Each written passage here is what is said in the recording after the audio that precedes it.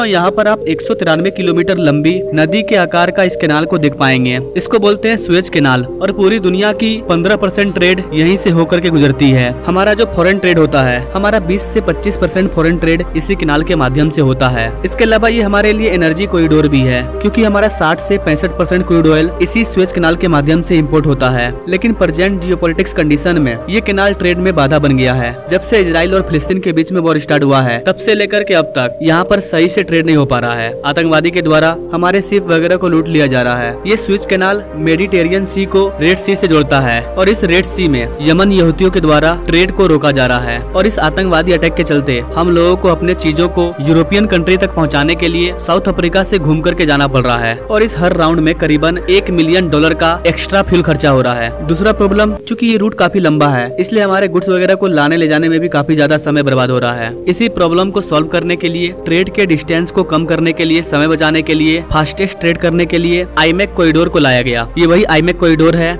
जिसकी स्थापना अपने प्यारे भारत में G20 के दौरान रखी गई थी। तो आज के इस वीडियो में हम लोग इसी आईमेक कॉरिडोर के बारे में डिटेल में समझेंगे कि ये कॉरिडोर क्या है, इसका काम कब स्टार्ट हो रहा है, कितने फेज में इसको बनाया जा रहा है। तो बहुत कुछ जानने को मिलेगा इस वीडियो में, आपको बने रहिए हमारे साथ। स्वागत है आपका VS मोटिवेशन के एक और वीडियो में। मैं हूं विकास।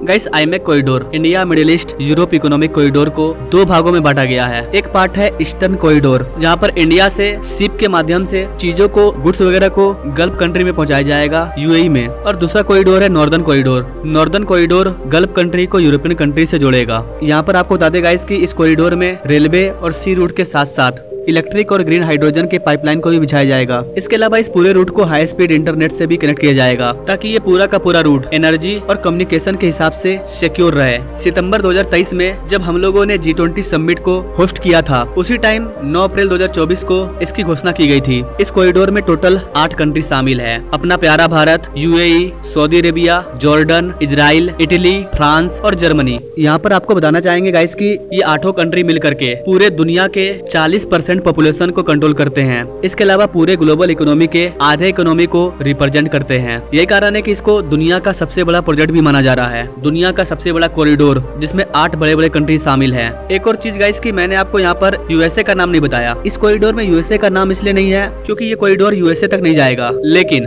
इस कॉरिडोर को बनाने के लिए USA काफी स्पीड से काम कर रहा है, क्योंकि USA चाइना के BRI प्रोजेक्ट को फेल करना चाहता है। और यही कारण है कि USA इस कॉरिडोर पर काफी ज्यादा फोकस कर रहा है। भले ही ये वाला इकोनॉमिक कॉरिडोर अमेरिका से होकर के नहीं गुजरता है, लेकिन इसका फायदा USA को भी होगा और इस प्रोजेक्ट में USA भी बिलियंस ऑफ डॉलर खर्च करेगा। क्योंकि हम लोग अमेरिका के साथ ट्रेड करते हैं, तो अफ्रीका से होकर के अमेरिका पहुंचने में काफी टाइम लग जाता है। अमेरिका का सामान यूरोप आएगा और फिर यूरोपियन कंट्री के बाद डायरेक्ट इस कॉरिडोर के माध्यम से अपने प्यारे भारत में पहुंच जाएगा। ओवरऑल इस कॉरिडोर का फायदा भारत को बहुत ही ज्यादा होने वाला है आने वाले टाइम में। मैं यहाँ पर इस कॉरिडोर का कुछ बड़ा फायदा बता रहा हूँ जो भारत को होगा। हम लोग यूरोपियन कंट्री के साथ जो भी ट्रेड करते हैं, उसका जो ट्रांसपोर्टेशन कॉस्ट आता है वो 30 से 40% कम हो जाएगा। यानी कि अभी हमें अपने चीजों को यूरोप पहुंचाने में 100 रुपया का अगर खर्च आता है, तो वो खर्च 30 से 40% घट जाएगा, यानी कि 100 रुपया से घट करके 60 रुपया हो जाएगा। इसके अलावा हमारा समय बचेगा, जिसकी वजह से हमारा जो ट्रेड है वो 40% फास्टर हो जाएगा। इजराइल का किसी भी गल्फ कंट्री के साथ नहीं बनता था, लेकिन इस कॉरिडोर की वजह से, अमेरिका की डिप्लोमेसी की वजह से इजराइल की फ्रेंडशिप UAE के साथ हुई, जॉर्डन के साथ हुई और सऊदी अरेबिया के साथ भी हो गई। और फाइनली G20 के दौरान इस कॉरिडोर में टोटल 8 कंट्री शामिल हो गए। तो ये थोड़ा सा इतिहास है आईमेक कॉरिडोर का। अब अगर बात करें कि इसका प्रॉपर रूट क्या है, किस तरह से इसको तैयार किया जा रहा है। भारत में ये गुजरात के पोर्ट और मुंबई के पोर्ट से स्टार्ट होगा। जो भी गुड्स होंगे उनको शिप रूट के माध्यम से UAE के पोर्ट तक पहुंचाया जाएगा। इसके बाद UAE से इन सारी चीजों को ट्रेन के माध्यम से सऊदी अरेबिया और फिर इजराइल के पोर्ट पर पहुंचा दिया जाएगा। इजराइल के हाइफा पोर्ट में जब हमारा प्रोडक्ट पहुंच जाएगा, इसके बाद इन सारे कार्गो वगैरह को फिर से शिप में चलाया जाएगा और मेडिटेरियन सी के माध्यम से पूरे यूरोपियन यूनियन में पहुंच जाएगी, जैसे कि इटली, जर्मनी, फ्रांस, इन सब के पोर्ट तक पहुंच जाएगी। उसके बाद फिर से इसे ट्रेन पर लोड किया जाएगा और पूरे यूरोपियन कंट्री के जितने भी देश हैं जहां का सामान है वहां इसको ट्रांसफर कर दिया जाएगा। इस पूरे प्रोजेक्ट में 2-वे ट्रांसपोर्टेशन की फैसिलिटी मौजूद है। तो ये हो गया इसका प्रॉपर रूट। आईमेक कॉरिडोर का सिग्निफिकेंस क्या है, इसका कंक्लूजन क्या है, इससे हमें ओवरऑल क्या फायदा होगा। देखिए गाइस, अगर हमें दुनिया की 3rd लार्जेस्ट इकोनॉमी बनना है, अगर हमें चाइना को भी पीछे करना है, तो हमें इस कॉरिडोर की काफी ज्यादा जरूरत है, क्योंकि यूरोपियन यूनियन हमारा बहुत बड़ा ट्रेड पार्टनर है।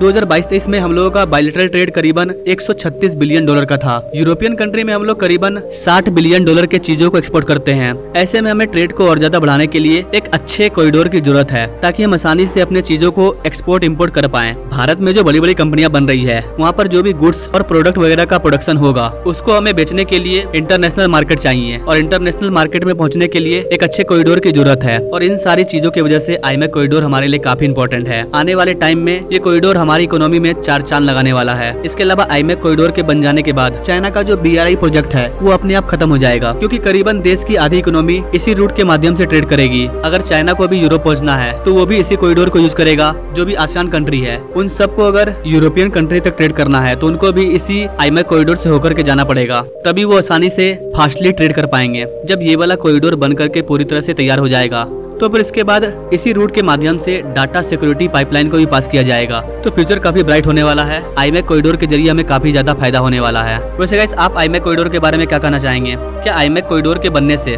भारत की इकोनॉमी को बड़ा फायदा होगा? आप क्या सोचते हैं गाइस आईमेक कॉरिडोर के बारे में? कमेंट कीजिएगा। इस वीडियो में मैंने आपको आईमेक कॉरिडोर का वर्क कितना हुआ है, इस कॉरिडोर को बनाने का जो काम है वो किसे सौंपा गया है, इसके बारे में मैंने आपको नहीं बताया है। इस पर मैं अलग से सेपरेट वीडियो लाऊंगा कि इसका लेटेस्ट अपडेट क्या है according to your comment. Now thanks for watching. मिलेंगे अगले वीडियो में एक नई जानकारी के साथ। तब तक के लिए जय हिंद।